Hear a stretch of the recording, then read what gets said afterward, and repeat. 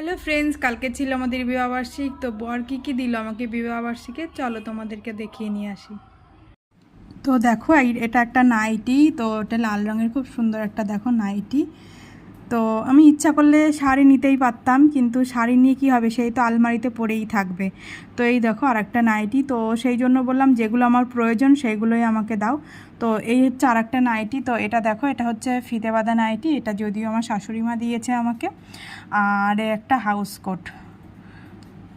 তো house coat ও একজনকে আমি বলেছিলাম, সে বাড়ির উপরে নিয়ে এসেছিলো, কারণ আমি তো এখন বেরোই না।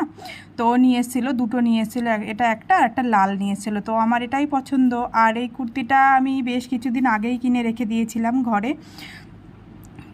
তো এটাও ওই দিয়েছে বলতে গেলে গিফট আমাকে। আর হচ্ছে একটা বিছানার চাদর। তো এই সব কিছুর পরিবর্তে আমি একটা শাড়ি নিতে পারতাম, কিন্তু নিলাম না, এগুলোই নিলাম কারণ এগুলোই প্রয়োজন।